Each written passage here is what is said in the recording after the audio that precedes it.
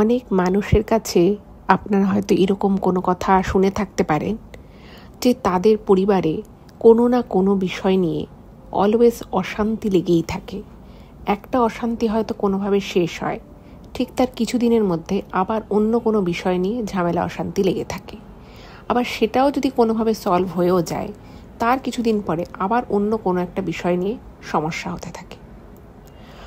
তো এইভাবে যখন মানুষের জীবনে সমস্যার পর সমস্যা আসতে থাকে এবং সেই পরিবারে কেউ পুরোপুরি খুশি নয়, কেউ পুরোপুরি সুস্থ নয়, এই রকমের ঘটনাগুলো যখন ঘটতে থাকে পরপর, তখন এরকম হতেই পারে যে সেই পরিবারে বা সেই বাড়িতে বা সেই বাস্তুতে কোনো সমস্যা হয়েছে। এবার আমরা হয়তো অনেক সময় এরকম জিনিস শুনতে পাই বা দেখতেও পাই আশেপাশে, যে সেই পরিবারটা হয়তো আগে থেকেই এরকম ছিল না। কেউ ধরুন একটা বাড়িতে থাকছে, সে হয়তো বাড়িতে বিগত 10-12 বছর ধরে রয়েছে, তার হয়তো প্রথম দিকে কোনো সমস্যা হতো না, বাট রিসেন্ট হয়তো 2-3 বছর ধরে বাড়িতে প্রচণ্ড কিছু না কিছু নিয়ে অশান্তি হচ্ছে, কিছু না কিছু নিয়ে ঝামেলা লেগেই থাকছে, মানুষজন অসুস্থ হয়ে পড়ছে। এই রকম কিন্তু আমরা প্রায়শই শুনে থাকি বা দেখেও থাকি। তো এগুলো যদি কোনো একটা বাড়িতে হয়, তাহলে কিন্তু এর অন্য কোনো অ্যাঙ্গেলও যে থাকতে পারে, সেটা কিন্তু একবার হলেও ভেবে দেখা দরকার। সবসময় না হলেও কিন্তু এরকম বহু ক্ষেত্রে দেখা যায় যে এই ধরনের অশান্তি, এই ধরনের শান্তির অভাব যে সমস্ত ফ্যামিলিতে রয়েছে, যেখানে প্রচুর বেশি ঝামেলা ঝগড়াঝাটি হয়, সেই সব বাড়িতে নেগেটিভ এনার্জি প্রচণ্ড রকমভাবে বেড়ে থাকে এবং কোনো না কোনোভাবে সেই নেগেটিভ এনার্জির জন্যই সেই পরিবারে ঝগড়া ঝামেলা অশান্তি এগুলো হয়। আজ আমি আপনাদেরকে যে ঘটনাটা বলবো, সেই ঘটনাটা কিন্তু এরকমই কিছু একটা বিষয়কে নিয়ে। এবং এই ঘটনাটা ছাড়াও আমি আপনাদেরকে বলবো যে এই দীপাবলিতে আপনারা কিভাবে নিজেদের ঘর থেকে বা নিজেদের জীবন থেকে নেগেটিভ জিনিসগুলোকে দূরে রেখে কি করে আপনারা প্রচুর পরিমাণে পজিটিভিটি নিজেদের জীবনে রাখতে পারেন, যেই পজিটিভিটির জন্য আপনাদের জীবনে আয় উন্নতি অনেক বেড়ে যাবে। এবং খুব রিসেন্ট আমি এই আয় উন্নতি কী করে বাড়ানো যায় বা কিভাবে মানুষের সার্বিক উন্নয়ন হতে পারে, সার্বিকভাবে মানুষ ভালো থাকতে পারে, সেই বিষয়ে আমি একজন অত্যন্ত বিদগ্ধ পণ্ডিত মানুষের সাথে কথা বলেছি। তিনি একটা রিনাউন্ড ইউনিভার্সিটির, বাইরের একজন ইউনিভার্সিটির প্রফেসর, কিন্তু উনি বহু বছর থেকে, উনি একজন বেসিক্যালি সায়েন্সের প্রফেসর, বাট উনি বহু বছর থেকেই মানুষের জীবনে শান্তি, উন্নতি, ভালো থাকা, এগুলো কি করে আরও বেশি করে অ্যাট্রাক্ট করা যায় সেসব নিয়ে উনি প্রচুর রিসার্চ করেছেন, প্রচুর বিষয়ে এইসব নিয়ে পড়াশুনো করেছেন। তো আমার ওনার সাথে বেশ কিছুদিন আগে কথা হচ্ছিল। তো আমি ওনার থেকে যেগুলো জেনেছি, উনি যেগুলো আমাকে বলেছেন যে যেগুলো করলে মানুষের জীবনে আয় উন্নতি বাড়বে, মানুষ আরও যে পরিস্থিতিতে আছে তার থেকে আরও ভালো পরিস্থিতিতে যাবে, সে হয়তো যেটা ভাবছে যে আমার জীবনে এগুলো হোক বা আমি এগুলো চাইছি, সেগুলো সত্যি সত্যি সে কী করে পেতে পারে। আর যেহেতু আমাদের মানে সামনেই মা কালীর পুজো রয়েছে, দীপাবলি রয়েছে, ধনতেরাস রয়েছে, তো এই একটা অত্যন্ত শুভ সময় আসছে এই জিনিসগুলোকে শুরু করার। তো আমি প্রত্যেককে বলবো, আপনারা পুরো ঘটনাটা তো শুনবেনই, তার সাথে আমি এই ঘটনাটার শেষে আপনাদেরকে সেই টিপসগুলো শেয়ার করব, যেগুলো ফলো করে সত্যি সত্যি আপনারা কিন্তু অনেক পজিটিভিটি নিজেদের জীবনে অ্যাট্রাক্ট করতে পারেন। যেগুলো যদি আপনারা সত্যি সত্যি করতে পারেন, এই শুভ যে সময় আসছে সেই সময় থেকে যদি আপনারা আপনাদের জীবনে সেটাকে ইনকর্পোরেট করতে পারে, সেগুলো যদি ঠিকঠাক মতো পালন করতে পারেন, তাহলে কিন্তু আপনারা ঠিক যেটা চাইছেন, যেভাবে চাইছেন, সেভাবেই আপনাদের জীবনে আসতে পারে। তবে সকলকে বলবো, আজকের এই এপিসোডটা ভীষণ স্পেশাল হতে চলেছে। ঘটনাটা প্রথমে মন দিয়ে শুনুন, তারপরে আমি যেটা আজকে বলবো সেইটা যেহেতু এই ঘটনার সাথে কিছুটা রিলেটেড, কারণ আমি এই ঘটনাটা পেয়েছি আজ থেকে প্রায় 2.5 মাস আগে। তো আমার মনে হলো যে আজকে এই দিনে আপনাদের সাথে এই ঘটনাটা শেয়ার করাটা খুব দরকার। এবং যেহেতু আজকে আমি আপনাদেরকে এই টিপসগুলো দেবো, যেগুলো ফলো করে সত্যি সত্যি আপনারা কিন্তু আপনাদের জীবনে সৌভাগ্য, অর্থ, সম্পত্তি, এগুলোকে আপনারা নিজেদের জীবনে, নিজেদের ভাগ্যে অ্যাট্রাক্ট করতে পারেন, তাই মনে হলো আজকেই এই ঘটনাটা আপনাদের সাথে শেয়ার করি এবং তার সাথে সাথে এই অত্যন্ত গুরুত্বপূর্ণ টিপসগুলো। আশা করছি আপনাদের এই এপিসোডটা খুব ভালো লাগবে। প্রত্যেকে আপনারা আমাদের চ্যানেলের সাথে থাকুন, পাশে থাকুন। নমস্কার শ্রোতা বন্ধুরা, ভূত ভগবান চ্যানেলে আপনাদেরকে অনেক স্বাগত। আশা রাখছি সবাই খুব ভালো আছেন, আনন্দে আছেন এবং সুস্থ আছেন। আমাদের চ্যানেলে যে ঘটনাগুলো বলা হয় সেগুলো যদি আপনাদের ভালো লাগে অবশ্যই কিন্তু চ্যানেলটাকে সাবস্ক্রাইব করে নেবেন, ভিডিওগুলোকে লাইক করবেন। পুরো ঘটনাটা শোনার পর আপনাদের কেমন লাগলো সেই মূল্যবান মতামত জানাতে কিন্তু ভুলে যাবেন না। আর আপনাদের জীবনে বা আপনাদের পরিচিত কোনো মানুষের জীবনে যদি এরকম কোনো ভৌতিক, অলৌকিক, দৈবিক, অতিজাগতিক কিছু এরকম ঘটনা ঘটে থাকে তাহলে সেগুলো কিন্তু লিখে পাঠিয়ে দিতে পারেন। তার জন্য আপনাদেরকে আমাদের চ্যানেলের ডেসক্রিপশানে যেতে হবে, সেখানে আমাদের ইমেল আইডি দেওয়া রয়েছে। সেই ইমেল আইডিতে ইমেল করে আপনারা আপনাদের সেই ঘটনা কিন্তু আমাদের কাছে পৌঁছে দিতে পারেন। আর একটা হাম্বেল রিকোয়েস্ট আছে, যদি সম্ভব হয় কাইন্ডলি আপনারা আমাদের চ্যানেলের এই ভিডিওগুলোকে আপনাদের ফ্রেন্ড এবং ফ্যামিলির মধ্যে একটু শেয়ার করে দিন। আপনারা ফেসবুক, হোয়াটসঅ্যাপ যে কোনো সোশ্যাল মিডিয়ায় কিন্তু আমাদের ঘটনা শেয়ার করতে পারেন, কোনো অসুবিধে নেই। আর যারা আপনারা আমাদের কাছে ঘটনা পাঠাচ্ছেন তাদেরকে বলবো যে আপনারা ঘটনা পাঠাতে থাকুন, কিন্তু একটু খেয়াল রাখবেন যেন ঘটনাটা সকলের শোনার মতো হয়, আর যেন সেই ঘটনাটা যেটা আপনারা পাঠাচ্ছেন সেটা যেন এর আগে কোথাও প্রচার না হয়ে থাকে, আর সেগুলো যেন এমন কিছু না থাকে যেটা যারা এ সমস্ত শ্রোতা বন্ধুরা শুনবেন তাদের উপরে যেন কোনো নেগেটিভ প্রভাব না পড়ে। কোনো বিদ্বেষমূলক, নেতিবাচক ঘটনা আমরা কিন্তু এই চ্যানেলে প্রচার করি না। আর আমাদের চ্যানেলটা ছোট থেকে বড় সকলের শোনার জন্য, তো সেই বিষয়গুলোকে একটু মাথায় রেখে তবেই ঘটনা পাঠাবেন। আর অনেকেই আমাকে বলছেন যে অনেকে ইমেল করেছেন যে আমেরিকার ট্রিটমেন্ট কেমন, কিভাবে আমেরিকায় ট্রিটমেন্ট হয়, যেহেতু আমার রিসেন্ট বেবি হয়েছে। তো আপনারা অনেকেই বলেছেন যেন আমি আপনাদের সামনে এসে সেই এক্সপিরিয়েন্সটা শেয়ার করি। আমাকে অনেকে ইমেল করেছেন পার্সোনালি যে কি করে বেবি ডেলিভারি হয় ওখানে, সেটা একটুখানি এক্সপ্লেন করুন প্লিজ, একটু বলুন। তো আমি তো এই ভৌতিক ঘটনা বলা বা দৈবিক ঘটনা এই চ্যানেলে যে বলি সেখানে তো এভাবে বলা সম্ভব নয়। তো যদি সম্ভব হয় আমি কখনো আপনাদের জন্য একটা ভিডিও বানাবো, তো সেই ভিডিওটা আমি পোস্ট করে দেব, বা এই যে আমি আপনাদের সামনে যে ঘটনাগুলো বলি এই ঘটনাটা বলার পরে একটা আমি ভিডিও পোস্ট করে আপনাদের অনেকে, যেহেতু অনেক কোয়ারিজ রয়েছে, তো আমি আপনাদের সামনে এসে আমি এই প্রশ্নের উত্তরগুলো দেব। এবং কিভাবে আমেরিকার স্বাস্থ্য ব্যবস্থা চলে, কি আপনারা সকলেই অনেকে লিখেছেন যে আমরা তো জানি আমেরিকার সব কিছু ভীষণ এক্সপেন্সিভ, হেলথ কেয়ার প্রচণ্ড এক্সপেন্সিভ, তো সেটা কীরকম কী টাকা পয়সা লাগে সেগুলো সম্পর্কে আপনারা অনেকেই জানতে চেয়েছেন। তো আমি অবশ্যই সেটাও আমি আপনাদেরকে বলবো যে এখানে কত টাকা লাগে বেবি ডেলিভারি করতে, কীরকম কী, আমি সেটা নিয়ে একটা আলাদা ভিডিও পরে করে দেব। তো আপনারা যারা আমাকে মেল করছেন, আমার পক্ষে 1-to-1 সবাইকে ইমেল করে আলাদা আলাদা করে তো বলাটা সম্ভব নয়, তো আপনারা একটু ওয়েট করুন। আমি একদিন একটা সেপারেট ভিডিও এই লং ফর্মের ভিডিওর সাথেই হয়তো জুড়ে দেব, আদারওয়াইজ আমি আলাদা একটা ভিডিও করে সেটা এখানে পোস্ট করে দেব। আপনাদের প্রত্যেকের যা যা কোয়ারিজ আছে আপনারা কোয়ারিজগুলো পাঠাতে থাকুন, আমি সবার ইমেলগুলো পড়ে একটা আলাদা করে ভিডিও অবশ্যই করব আপনাদের জন্য। এটুকু বলার ছিল। এবারে চলে যাচ্ছি সরাসরি আজকে ঘটনায়।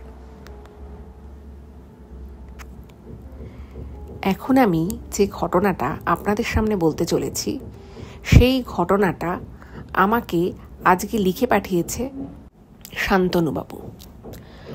তো শান্তনুবাবুকে অনেক ধন্যবাদ যে উনি ওনার জীবনের একটা ঘটনা, একটা বিশাল বড় অধ্যায় যাকে বলে, সেটা উনি লিখে পাঠিয়েছেন। এবং উনি আজ থেকে প্রায় 2.5-3 মাস আগে ঘটনাটা পাঠিয়েছিলেন।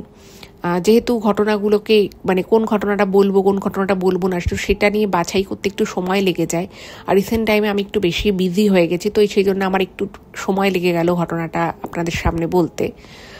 আর উনি বর্তমানে এটাও বলেছেন ইমেলের শেষে যেন আমি ওনাকে কিছু বলি বা কেউ যদি ওনাকে কোনো ভালো থাকার কোনো টিপস দিতে পারেন। তো অবশ্যই আমি এই ভিডিওর শেষে আমি বললাম যে রিসেন্ট আমার সাথে একজন প্রচণ্ড মানে উনি আমেরিকার একটা বিখ্যাত ইউনিভার্সিটির প্রফেসর, উনি সায়েন্সের সাবজেক্টের প্রফেসর, বাট ওনার দীর্ঘ রিসার্চ রয়েছে এটা সম্পর্কে যে মানুষের দুঃখ কষ্ট, কেন মানুষ দুঃখ কষ্ট পায়, কেন মানুষের এত প্রবলেম থাকে, সেগুলো থেকে কীভাবে মানুষ নিজেকে সরিয়ে রাখতে পারে। তো ওনার সাথে আমার একটা ডিটেল ডিসকাশন হচ্ছিল, তো অবশ্যই আমি সেই কথাগুলো, ওনার বলা কথাগুলো আমি পরে আপনাদেরকে বলছি। তো উনি যেটা বলেছেন বা যেভাবে ঘটনাটা লিখেছেন আমি ঠিক সেইভাবেই আপনাদের সামনে বলার চেষ্টা করছি। তো শান্তনুবাবু যেটা লিখেছেন যে ছোটবেলা থেকে উনি মধ্যবিত্ত পরিবারে জন্মেছেন। ওনার বাবা ব্যাংকে চাকরি করতেন, ওনারা 3 ভাই বোন ছিলেন, আর ওনার মা, ওনার দাদু, ওনার ঠাকুমা সবাই একটা বড় পরিবার ছিল। ওনার বাবা একমাত্র আর্নিং মেম্বার ছিলেন, কিন্তু ওনার বাবা ছোট থেকে তার 3 ছেলে মেয়েকে, মানে শান্তনুবাবু ছাড়াও তো আরও 2 ভাই বোন ছিল, ওনার টোটাল 3 ভাই বোন, তো 3 ভাই বোনকে যতটা ওনার বাবার পক্ষে দেওয়া সম্ভব ততটুকু দিয়েই বড় করেছেন। যে কলেজে ওনার ইচ্ছে ছিল পড়াশোনা করার, উনি সেই কলেজেই পড়াশুনো করেছেন। ওনার খেলতে খুব ভালো লাগতো, তো খেলার জন্য যা যা দরকার সমস্ত কিছু দিয়েছেন। ওনার বোনের খুব ভালো করে বিয়ে দিয়েছিলেন। বাট এত কিছু সংসারের দায় দায়িত্ব, ওনার মা বাবার দায় দায়িত্ব, স্ত্রীর প্রতি দায় দায়িত্ব, ছেলে মেয়েদের জন্য করা সমস্ত কিছু উনি, ওনার বাবা আর কি, শান্তনু বাবুর বাবা একদম নিজের জীবনটাকে উজাড় করে দিয়েছিলেন পরিবারের জন্য। এবং এই সমস্ত কিছু করতে গিয়ে উনি কিন্তু খুব বেশি টাকা সেভ করতে পারেননি। ওনাদের একটা ছোট্ট বাড়ি ছিল, মানে একদম 2 বেডরুম, একটা বাথরুম, একটা কিচেন আর একটা একফালি বারান্দা। তো এই ঘরেই ওনারা সবাই মিলে একসাথে আর কি থাকতেন। এবার যেহেতু ছেলেমেয়েরা বড় হয়েছে, তাদের সমস্ত শখ আহ্লাদ, তাদের প্রয়োজন মিটিয়েছেন, তো শান্তনুবাবুর বাবা কখনোই না মানে ভাবতেন যে একটু বড় বাড়ি হলে ভালো হতো, 2 ছেলে 1 মেয়ে, তো মেয়ের বিয়ে হয়ে যাবে, 2 ছেলে থাকবে, আমরা থাকবো, তো সবার পক্ষে এই বাড়িটা খুব ছোট হয়ে যাবে। কিন্তু এটা ভাবলেও উনি কিন্তু সেই বাড়িটাকে বিক্রি করে দিয়ে বা অন্য জায়গায় জমি কিনে বাড়ি করা বা ফ্ল্যাট কিনে এগুলো কিছুই ওনার বাবা করতে পারেননি, যেহেতু ছেলে মেয়েদের জন্য অনেক করতে হয়েছিল ওনাকে। তো ছোটবেলা থেকেই শান্তনুবাবুর একটা মানে মনে মনে ইচ্ছে ছিল যে ওনাকে জীবনে নিজের পায়ে দাঁড়াতে হবে এবং নিজেকে একটা বাড়ি বানাতে হবে। কারণ ছোটবেলা থেকেই যেহেতু 2 কামরার ঘরে ওনারা থেকেছেন এতজন মানুষ, তো সবসময় ওনাদের একটা স্পেস ক্রাঞ্চ ছিলই। হয়তো পড়াশুনো করতে হবে, রাত জেগে পড়তে হবে, তো ওই যে একফালি যে বারান্দা ছিল, তো সেই বারান্দায় যে ভাই বোনের বেশি পড়াশোনা করার দরকার পড়তো সে ওখানে চলে যেত। তো ওনার মাকেও দেখেছেন অনেক কষ্ট করতে সংসারের প্রতি। তো ছোটোবেলা থেকে ওনার একটা মনে মাথায় কোথাও ছিল যে ওনাকে একটা বাড়ি করতে হবে। এবার উনি মানে ওনার কাছে ওনার বাবা একদম আইডিয়াল একজন মানুষ ছিল। তো উনি দেখতেন যে ওনার বাবা ব্যাংকে চাকরি করতো, বাড়িতে এসে সেই বিষয়ে বিভিন্ন কথাবার্তা বলতো। তো ওনারও ছোটোবেলা থেকে ইচ্ছে ছিল যে উনিও ব্যাংকেই চাকরি করবেন।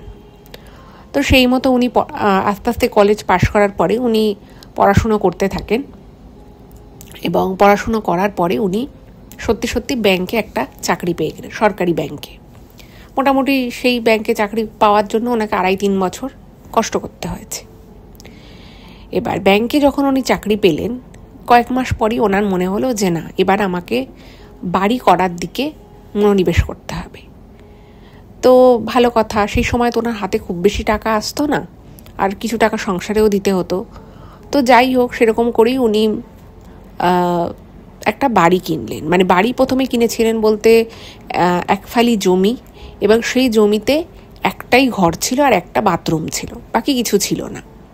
তো যে মালিক সে আর কি ভেবেছিল যে আস্তে আস্তে বাড়িটা করবে, কিন্তু তার যেহেতু আগে অন্য জায়গায় বাড়ি ছিল, তো তারপরে তার কিছুদিন পরে মনে হয়েছে না এখানে আমি হয়তো থাকবো না, তো তারপরে সে বেচে দেয়।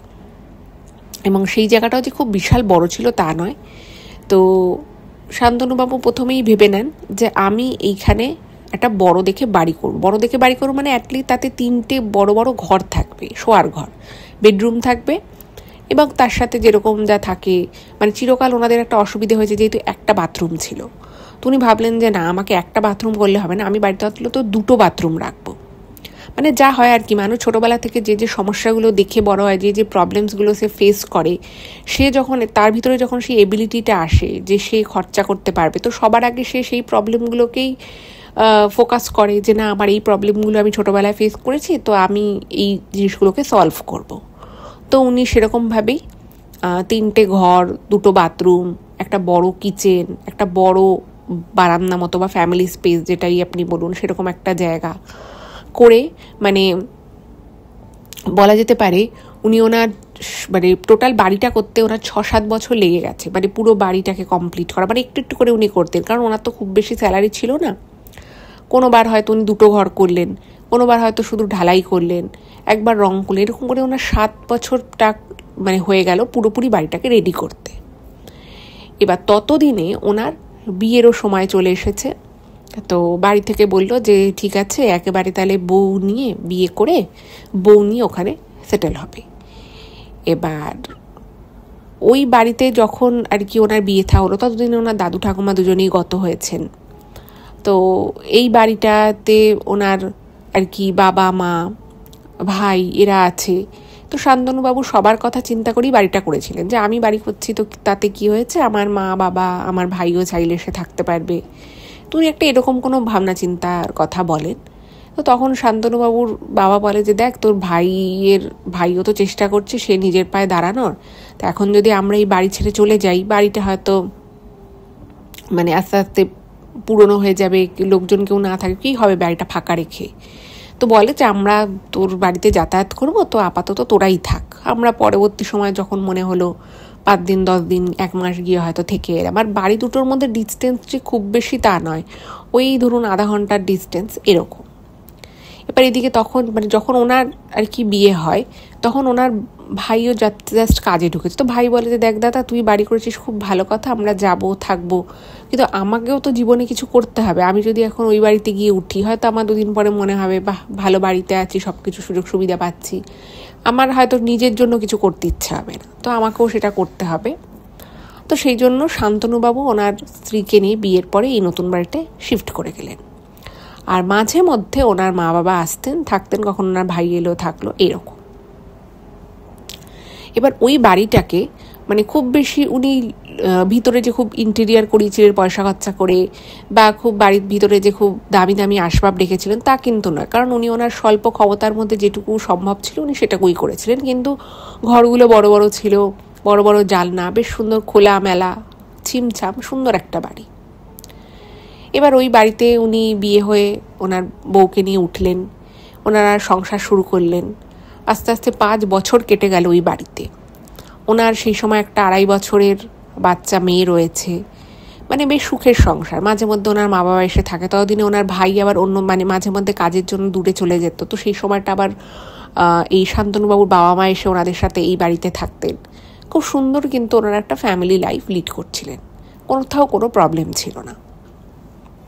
আচ্ছা, এখানে শান্তনুবাবু ওনার স্ত্রীর সম্পর্কে যেটা লিখেছেন, যে ওনার স্ত্রী একটু কম কথা বলেন, কিন্তু খুবই বুদ্ধিমতী, আর সব বিষয়ে আর কি খুব ভেবে চিনতে শান্ত মনে উনি কাজ করেন। মানে হুটহাট করে কোনো কাজ করে ফেললাম, হুটহাট করে কাউকে কিছু বলে ফেললাম, এই প্রকৃতির মানুষ কিন্তু ওনার স্ত্রী একেবারেই নন।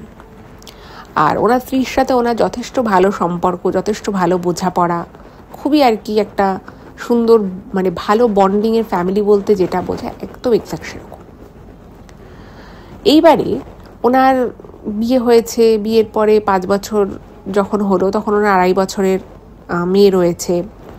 তো হঠাৎ করেই যেটা হলো যে প্রথমে ওনার মেয়ের কিছু একটা টুকটাক হয়তো বিষয় নিয়ে, মেয়ের এটা করবে না ওটা করবে, এখানে যাবে না ওখানে যাবে, এই নিয়ে যে কোনো বাবা মায়ের মধ্যেই দেখবেন একটুখানি মত পার্থক্য হয়। মায়েরা হয়তো একটু বেশি প্রোটেক্টিভ নেচারের হয়, বাবারা বলবে ঠিক আছে যাও একটু করুক, একটু খেলুক বা একটু ওদিকে এদিকে যাক।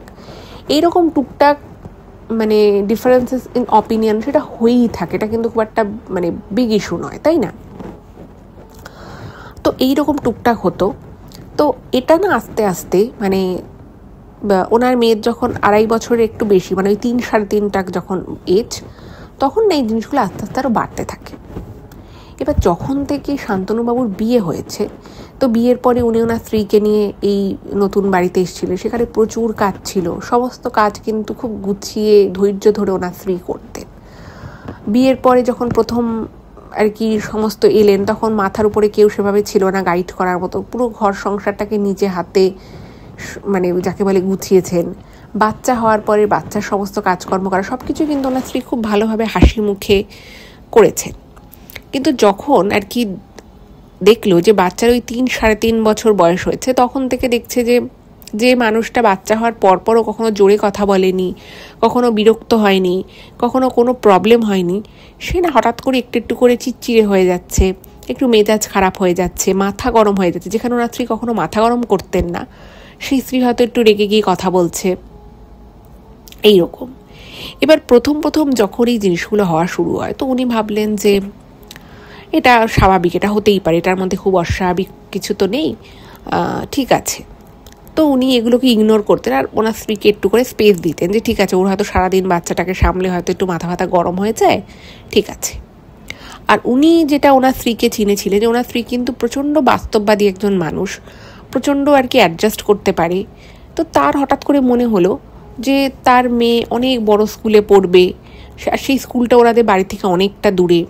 কিন্তু ওনার বাচ্চা যখন হয়, যখন সে একদম ছোট ছিল, তখনই ওনারা ঠিক করেছিল যে মেয়েকে কোন স্কুলে ভর্তি করবে, কীভাবে সমস্ত কিছু হবে। তার একটা, যেরকম সব বাবা মায়েরই একটা প্ল্যান থাকে, ওদেরও ছিল। তো হঠাৎ করেই যখন শান্তনুবাবু শোনেন যে ওনার স্ত্রী বলছে একটা অমুক স্কুলে ভর্তি হবে, সেই স্কুলটা আবার বাড়ি থেকে অনেকটা দূরে, তো স্বাভাবিকভাবেই উনি বলেছেন যে দেখো, এত দূরে স্কুলে দেওয়ার তো কোনো মানে হয় না, আর ওই স্কুলে খরচা অনেকটা বেশি, তা আমি এত খরচা কী করে করব, এটা তো আমাদের প্ল্যানেও ছিল না, তুমি কেন হঠাৎ করে এখন বলছো। তো এই কথাটা বলার জন্য ওনাদের বাড়িতে একটা অশান্তি হয়ে গেল, এবং আস্তে আস্তে এই অশান্তি, এই কথা কাটাকাটি, এগুলো উত্তরোত্তর বৃদ্ধি পেতে থাকে। এবং এই উত্তরোত্তর এই যে বেড়ে চলা সমস্যা, এই যে মানে বাড়িতে ঝগড়া হচ্ছে, অশান্তি হচ্ছে, আবার এসবের মাঝখানে দেখা গেল যে ওনার মেয়ে অসুস্থ হয়ে পড়লো। মেয়ে যদি বা অসুস্থ হওয়া থেকে ঠিক হলো, হঠাৎ করেই দেখা গেল যে শান্তনুবাবুর খুব জ্বর হয়েছে। সেই জ্বর দেখানোর জন্য বিভিন্ন ডাক্তার বুদ্ধি দেখানোর, যে ডাক্তার টেস্ট দিচ্ছে, ওষুধ দিচ্ছে, সেটা খাচ্ছে, ঠিক হচ্ছে, আবার কিছুদিন পরে হচ্ছে, আবার বড় ডাক্তার দেখানো হচ্ছে, তাতে কিছু ইস্যুজ আসছে। এই নিয়ে চললো হয়তো 1 মাস। তারপর হঠাৎ করে দেখা যাবে ওনার স্ত্রী হঠাৎ করে কোথাও হোঁচট খেয়েছিল, তার 10 দিন ধরে পায়ে ব্যথা। এবার 10 দিন ধরে পায়ে ব্যথা মানে বাচ্চাটা টেক কেয়ার করতে অসুবিধে হচ্ছে। তো সেটা নিয়ে ওনার স্ত্রী মাঝে মধ্যে খুব ফ্রাস্ট্রেটেড হয়ে যাচ্ছে, কথা শোনাচ্ছে, সেইটা নিয়ে আবার শান্তনুবাবুর মাথা গরম হচ্ছে সেগুলো শুনে। তো বাড়ির মধ্যে একটা মানে কি বলবো, একটা রাগ রাগ ভাব, একটা অসন্তোষ, একটা কষ্ট, একটা যাকে বলে অস্থির অবস্থা সৃষ্টি হলো, যেটা কিন্তু ওনাদের এই বিয়ের 5 বছরে কোনো দিনই হয়নি। খুব শান্তশিষ্ট, খুব ভালো, দুজনের মধ্যে প্রচণ্ড মিলমিশ। বাট তারপরেও যেন এই হঠাৎ করে যখন বাচ্চা অনেকটা কিছুটা বড় হয়ে গেছে, দেখুন 2.5 বছর বয়স মানে 3 বছর বয়স মানে বাচ্চা বেশ কিছুটা বড় হয়েই গেছে। তো যে সমস্যাগুলো প্রথম দিকে এলে তাও মানা যেত, সেই সমস্যাগুলো এই সময় আসছে। আর শান্তনুবাবু এত অশান্তি হচ্ছে, এত ফ্রিকুয়েন্ট মনোমালিন্য হচ্ছে, যে মানে একটা ঠিক হতে না হতেই আর একটা মনোমালিন্য হচ্ছে। আবার মনোমালিন্যটা যদি বা কিছুটা কমলো, পুরোপুরি হয়তো কমেনি, তার মধ্যেই হয়তো কারো শরীর খারাপ হয়ে গেল, স্বামী স্ত্রী দুজনের মধ্যে একজনে। তো সেটা নিয়ে আবার চললো। এই করে করে কোথাও শান্তনুবাবুরও না একটা খুব ফ্যাটিগ এসে যায়, ভাবে যে কী হচ্ছে, আগে আমরা কত ভালো ছিলাম, সুখে শান্তিতে সংসার করছিলাম, এখন প্রত্যেক দিনই বাড়িতে ঝগড়া হচ্ছে, অশান্তি হচ্ছে, মনোমালিন্য হচ্ছে, কথা কাটাকাটি হচ্ছে, দুজনের মধ্যে যেন একদম মতের মিল হচ্ছেই না। কিছু কিছু ক্ষেত্রে শান্তনুবাবু হয়তো বুঝতে পেরে চুপ করে গেল, কিন্তু মনে মনে ভাবতো যে আমি তো আমার মনে কথাটা বলতে পারলাম না। বাট ওনাদের বিয়ের বিগত 5 বছরে ওনাদের এরকম কোনো এক্সপিরিয়েন্সই হয়নি। এই নতুন শুরু হলো যে ওনার সাথে ওনার স্ত্রীর মনোমালিন্য, আর এই মনোমালিন্যটা কিন্তু যথেষ্ট সিরিয়াস পর্যায়ে আস্তে আস্তে চলে যেতে থাকে। এবং শান্তনুবাবু বুঝতে মানে হয়তো পরে ওনার মনে হতো যে এটা তো খুব সামান্য ব্যাপার ছিল, কেন এত এত আমি মাথা গরম করলাম। আবার কোথাও ওনার স্ত্রীরও হয়তো মনে হতো যে এটা সামান্য বিষয়ে আমার উপরেও মাথা গরম করলো, বা আমিও হয়তো এই জায়গাটা একটু চুপ করে থাকতে পারতাম। তো দুজনেই মনে মনে তারপরে পস্তাতো। কিন্তু অশান্তি বলুন বা ছোটোখাটো লস বলুন, এগুলো হওয়া যেন কোনোভাবেই বাড়িতে থামছিল না, আর সেটা দিনের পর দিন হতেই চলেছিল। এইরকম যখন বিষয় হতে থাকে, তখন শান্তনুবাবুর না একটুখানি মনে হয় যে এতটা এরকম আমাদের মধ্যে কেন হচ্ছে। মানে সদ্য বিয়ে করে স্বামী স্ত্রীর মধ্যে বনাবনি হয় না, ঠিক আছে, কিছু একটা নিয়ে সমস্যা হলো, বাট এখন কেন হচ্ছে। তো কোথাও ওনার মনের ভিতরে না, মানে দেখবেন কিছু কিছু সময় কিছু কিছু মানুষের মনে অনেক কিছু একটা হিন্ট চলে আসে, একটা গাট ফিলিংস চলে আসে, যেটা অন্য কোনো কারণের জন্য হচ্ছে না তো, বা এটার জন্য এইটা দায়ী নয় তো, এরকমই কিছু একটা গাট ফিলিংস কিন্তু শান্তনুবাবুরও হচ্ছিল। এইবারে শান্তনুবাবু বুঝতে পারলেন আস্তে আস্তে যে ওনার বাড়িতে যে একটা ঝামেলা বা যে একটা কলহ চলছে, সেটা আশেপাশে যে একদম যে নিকট আত্মীয় স্বজন রয়েছে তাদেরও কানে মাঝে মধ্যে আসছে, এবং তারা মাঝে মধ্যে হয়তো শান্তনুবাবুকে বা ওনার স্ত্রীকে জিজ্ঞেস করছে যে তোমাদের মধ্যে শুনছি একটু ঝগড়া ঝামেলা হচ্ছে, একটু মিলেমিশে থাকো, ভালো করে থাকো, এরকম নানান ধরনের কথা তারা বলছে।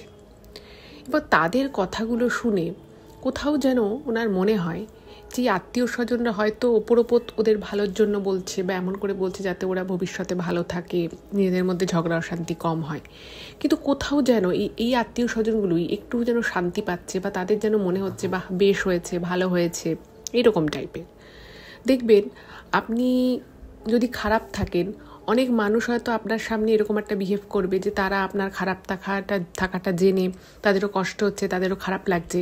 বাট এরকম অনেক সময় হয় যে আলটিমেটলি কিন্তু পিছনে সেই আত্মীয় স্বজন বা সেই লোকগুলো হাসাহাসি করে, তারা খুব শান্তি পায় যে আচ্ছা এ তো খারাপ আছে, বা এটা বেশ ভালো খবর। এরকম হয়তো কখনো কখনো আপনারাও আপনাদের জীবনেও ফিল করেছেন। তো এইটা শান্তনুবাবু বুঝতে পারে, এবং তখন না ওনার একটু ওনার একটা যাকে বললে দেখবেন কিছু কিছু ইনসিডেন্ট হওয়ার পরে না আমাদের ভাবনা চিন্তার যে রূপরেখাটা সেটা অনেক ক্ষেত্রেই চেঞ্জ হয়ে যায়, এবং ওনার ক্ষেত্রেও সেটাই হয়। উনি তখন ভাবতে থাকলেন যে সত্যি তো এই আত্মীয় স্বজন এরা আমার নিজের কাছের লোকজন, এরা দাবি করে যে এরা আমার ভালো চায়, কিন্তু এদের কথাবার্তা শুনে মনে হলো যেন এরা বেশ মজা পাচ্ছে, বেশ খুশি হয়েছে। তো এটা তো ঠিক না, আমাকে আমার স্ত্রীর সাথে একটা ভালো সম্পর্ক, যেরকমভাবে আমরা ছিলাম সেরকমভাবেই আমাদের একটা ভালো সম্পর্ক বজায় রাখতে হবে।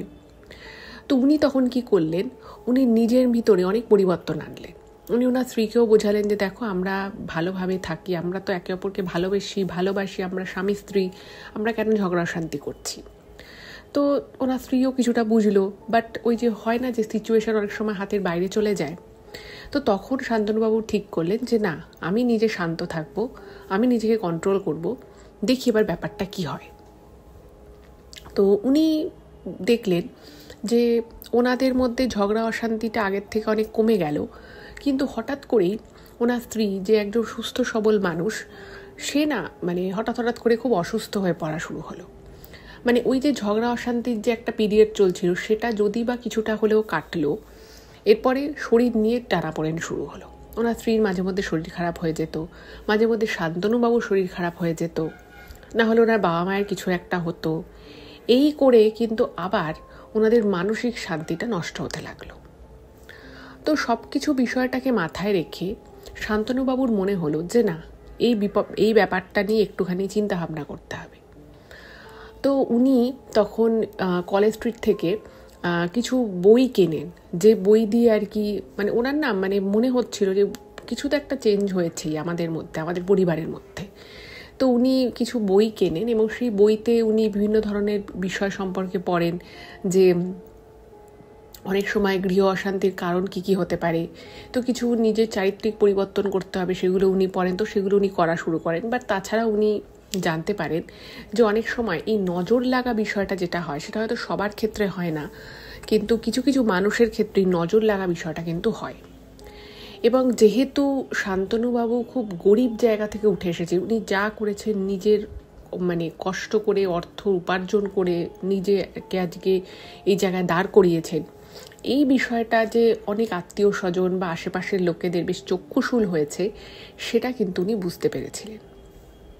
এবং বলা যেতে পারে সেটা বুঝতে পেরেছিলেন বলেই ওনার মনে হলো যে না, মনে হয় আমার বাড়িতে এরকম কোনো নজর লেগেছে। তো উনি যেটা পড়েছিলেন বইতে, যে প্রত্যেক দিন সন্ধেবেলা বা সকালবেলা ঠাকুরের সন্ধে দিয়ে ঘরে কর্পূর জ্বালাতে। এবার আপনারাও হয়তো শুনে থাকবেন, আমাদের মা বা গুরুজনেরা বলে থাকেন যে কর্পূরের যে গন্ধটা সেটা কিন্তু খুব ভালো, খুব শুভ মনে করা হয়, কারণ এই কর্পূরের গন্ধের মধ্য দিয়ে বা কর্পূর জ্বালালে সেটা কিন্তু নেগেটিভ এনার্জিকে দূরে করে। তো উনি নিজে সেই রিমেডিটা করা শুরু করলেন এবং প্রত্যেক দিন সন্ধ্যেবেলা উনি কর্পূর জ্বালাতেন। এবং উনি দেখলেন যে কর্পূর জ্বালানোটা যবে থেকে উনি শুরু করলেন তবে থেকে কিন্তু আস্তে আস্তে ওনার যে প্রত্যেক দিনই ঘরে কিছু না কিছু নিয়ে একটা ছোটোখাটো হলেও ঝামেলা হতো, বা যে একটা মানসিক অস্থিরতা ছিল দুজনের মধ্যে, সেটা একটু হলেও কমেছে। তো তখন উনি নিশ্চিত হলেন যে এটা শুধুমাত্র ওনার বা ওনার স্ত্রীর বনিবনার জন্য সমস্যা হচ্ছে তা কিন্তু নয়, কারণ এরকম অনেক কিছুই ঘটছে যেগুলো বনিবনার সমস্যার বাইরে। তো তখন উনি ভাবলেন যে না, এটা নিয়ে কিছু একটা ভাবতে হবে বা কিছু একটা করতে হবে। তো কি করবেন? তো উনি তখন একজনকে বাড়িতে ডাকলেন। এবার সে একজন আর কি ভদ্রমহিলা, তিনি এই ধরনের কাজকর্ম করেন। ঘরে যদি কোথাও কোনো বাস্তু দোষ থাকে বা কোনো কিছু অসুবিধে থাকে সেগুলো উনি বলেন এবং তার প্রতিকারও করেন। তো ওই ভদ্রমহিলাকে আনা হয়েছে, উনি বেশ মধ্যবয়সী একজন ভদ্রমহিলা। তো তিনি বললেন যে দেখো, তোমার বাড়িতে বাস্তুর দিক থেকে যদি আমি বলি, বা কোনো বাস্তু দোষ নেই, এবং যে জমির উপরে বাড়িটা হয়েছে সেই জমিটার মধ্যে এমন বিশেষ কিছু ছোটোখাটো সমস্যা আছে, কিন্তু সেটা এমন কিছু মারাত্মক সমস্যা নয় যার জন্য তুমি শান্তিতে সংসার করতে পারবে না। তার সাথে সাথে উনি এটাও বলেন যে যদি তোমার বাস্তুতে কোনো দোষ থাকতো বা তোমার বাড়ির যে জমিটা, সেই জমিটা যদি কিছু খারাপ কিছু থাকতো, তাহলে যবে থেকে তুমি এখানে বাড়ি করেছো বা রয়েছো বিয়ের পরে, তখন থেকেই কিন্তু তোমার সমস্যাটা থাকতো। সমস্যাটা যখন তোমারই রিসেন্ট হয়েছে, তার মানে তোমার এখানে কিছু একটা এমন জিনিস আছে বা এমন কিছু ঘটছে যেটা খুব রিসেন্টলি ঘটছে। এবার ওনাকে বলেছে যে তুমি কি বাড়িতে কিছু নিয়ে এসেছো, এর মধ্যে কেউ ধরো কোনো ব্যক্তি তোমাকে দিয়েছে। বিশেষত যদি অনেকে কি করে, অনেকে ঠাকুর দেখবেন দেয়, খুব নিজের মানুষ, মানে একদম নিজের মা বাবা এরা ছাড়া কেউ যদি বলছে যে যদি আপনাকে ঠাকুর দেয়, আপনি কিন্তু চেষ্টা করবেন না নেয়ার। কারণ এই ঠাকুর দেবতার মধ্য দিয়েও অনেকে কিন্তু অনেক কিছু করে। আবার বলছে যে কেউ কি তোমাকে বলছে না এরকম কেউ কিছু আমায় দেয়নি। তো তারপরে বলছে যে আরে তোমাকে কি কেউ কখনো কোনো এমন কিছু বস্ত্র দিয়েছে যে হঠাৎ করে তোমাকে দিয়েছে, সে হয়তো আগে দেয় না কখনো। তো তখন বলছে যে না, সেভাবে তো কিছু দেয়নি, কিন্তু যা হয় আর কি, বিয়েতে প্রচুর লোক নিমন্ত্রিত থাকে, তো অনেক গিফটস পাওয়া হয়, এবং সেই গিফটসগুলো তো সবসময় সঙ্গে সঙ্গে তো আর কেউ ইউজ করে না। তো ওনাদেরও বিয়েতে এরকম প্রচুর জামা কাপড় ওনারা পেয়েছিলেন, তো সেগুলো সব আলমারিতে ছিল, আস্তে আস্তে ওনারা এগুলো ইউজ করছিলেন। তো সে বলছে যে সেরকমই আমি কিছু শাড়ি, আমার বউ কিছু শাড়ি, আমি কিছু জামা কাপড় এগুলো ইউজ করেছি। তো উনি বললেন যে তোমার ঘরের আলমারিটা তাহলে আমাকে একবার একটু দেখাও। তো উনি বলেছেন ঠিক আছে, নিশ্চয়ই আমি আলমারি দেখাতেই পারি। তো যেখানে জামা কাপড় থাকে সেই জায়গাটা দেখিয়েছে। তো উনি তখন পুরো আলমারির জামা কাপড়গুলো একটি একটি করে দেখেন, এবং দেখার পরে একটা গাঢ় নীল রঙের একটা শার্ট, শান্তনুবাবু যে শার্ট পরতো সেই একটা শার্ট, উনি বলেন যে এই শার্টটাকে তুমি বার করো। তো বার করেছে, বলছে এই শার্টটা তুমি কোথা থেকে কিনেছো? তো বলছে যে এটা তো আমি কিনিনি, ওদের বিবাহবার্ষিকী হয়েছিল। বলছে বিবাহবার্ষিকীতে একজন দিয়েছিল, ওদের বিবাহবার্ষিকীটা মোটামুটি আর কি কিছু কাছের আত্মীয় স্বজন, একদম কাছের বন্ধু বান্ধব এদের নিয়ে হয়েছিল। বলছে যে কে দিয়েছে তোমাকে এই শার্টটা? বলছে যে সত্যি বলতে কি আমি ভুলে গেছি। উনি না শান্তনুবাবু অনেক মনে করার চেষ্টা করেন, বাট উনি না বুঝতে পারেন না যে এই শার্টটা ঠিক ওনাকে কে দিয়েছিল। বাট কে দিতে পারে সেই সম্ভাব্যটা ওনার মনে ছিল, বাট এক্স্যাক্টলি কোন আত্মীয় এটা ওনাকে দিয়েছিল সেটা ওনার মনে নেই।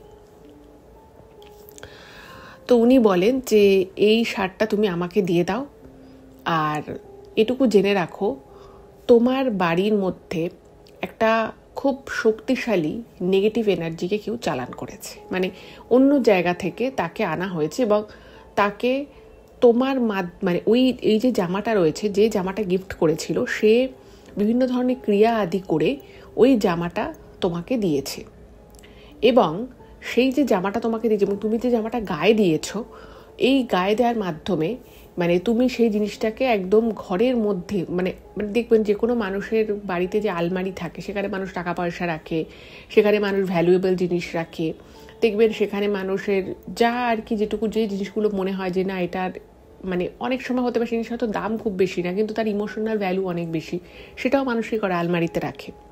তো আলমারিটা কিন্তু যে কোনো গৃহস্থ বাড়িরই একটা ভীষণ ভীষণ গুরুত্বপূর্ণ জায়গা। এবার উনি কি করেছে, যেহেতু আলমারিতে নতুন জামা উনি আলমারিতে রেখে দিয়েছিলেন, এবার কিছু জিনিসের দেখবেন দ্রব্য গুণ থাকে, কিছু জিনিসের কিন্তু স্থানেরও গুণ থাকে, যে আপনি যদি একটা জিনিসকে আপনি এমনি রেখে দিলে সেটা কিন্তু একরকম এফেক্ট করে, কিন্তু আপনি যদি সেটাকে একটা বাড়ির এমন জায়গায় রাখেন যেটা খুব গুরুত্বপূর্ণ বা বলা যেতে পারে সব থেকে গুরুত্বপূর্ণ জিনিস বা জায়গা, সেখানে কিন্তু তার প্রভাবটা আরও অন্যরকম হয়। তো ওই ভদ্রমহিলা বলেন এই যে আপনি শার্টটা আলমারিতে রেখেছিলেন, তারপর আপনি নিজের গায়ে পড়েছেন, আবার সেটাকে আপনি আলমারিতে রেখেছেন, এই জিনিসটার মধ্য দিয়ে কিন্তু ওই নেগেটিভ এনার্জিটা আপনার এখানে চলে এসেছে। এবং যে এটা করেছে, যে এই ক্রিয়া আদি করেছে, উনি বললেন যে শার্টের কোথাও একটা কালো যেহেতু নীল রঙের, গাঢ় নীল রঙের শার্ট, উনি বলছেন যে তুমি শার্টটা কি একবারও ধুয়েছো? বলছে না, আমি একবারই পরেছি কিন্তু আমি ধুইনি। তো বলছে যে শার্টটার কোথাও দেখবে একটা কালো একটা হলে কালো ফুটকি হলেও আছে, থাকতেই হবে। তো শার্টটা উনি মানে একবার পরেছে, বাট সেভাবে উনি এক ঝলক দেখেছে, বাট কোনো উনি কালো রঙের কোনো ধাব্বা বা কোনো দাগ উনি কিছুই দেখেনি। কিন্তু ওই ভদ্রমহিলা বলার পরে উনি যখন শার্টটা খুলে দেখছে যে সত্যি সত্যি শার্টের পিছন দিকে কলারের দিক করে একটা জায়গায় একটা কালো দাগ মতো রয়েছে, মানে বেশ মোটা দাগ। যেহেতু কলারের নিচে ছিল সেই জন্য উনি দেখতে পায়নি।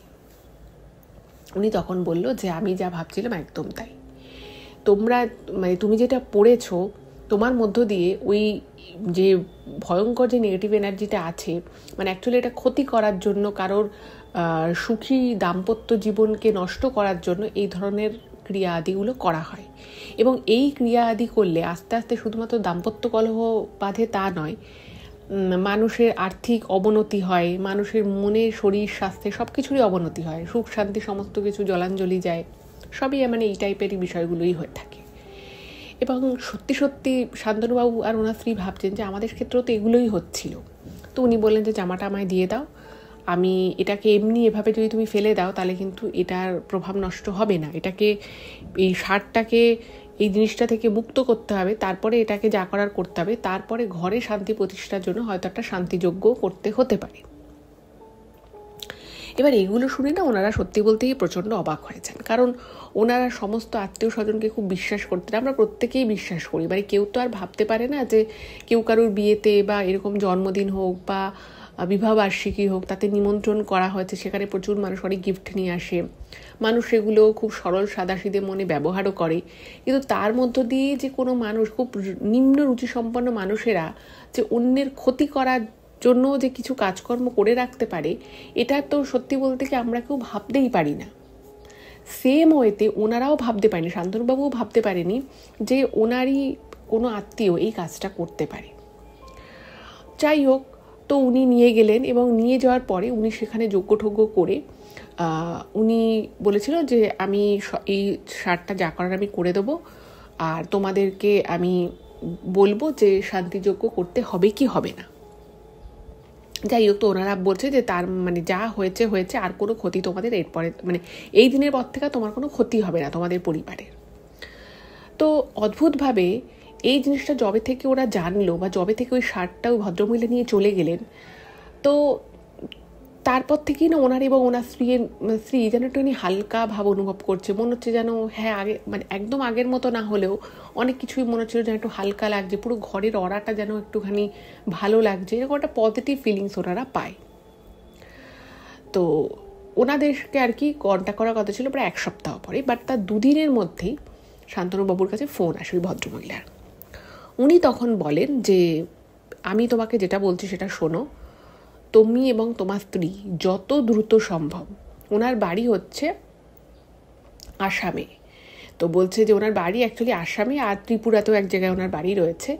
বলছে যে আমি তো আমার বাড়ির একটা খুব দরকারে আমি আসাম এসেছি, কিন্তু আমি যা দেখলাম, আমি এখন ফোনে এত কথা তোমাদেরকে বলতে পারবো না, তোমরা যত দ্রুত সম্ভব আমার কাছে এসে তোমরা দেখা করো, নাহলে কিন্তু তোমাদের জন্য একটা বড় বিপদ অপেক্ষা করছে, এবং সেই বিপদ হয়তো আমি ম্যাক্সিমাম আমি হয়তো একটা সপ্তাহ 6-7 দিন আমি হয়তো আটকে রাখতে পারবো।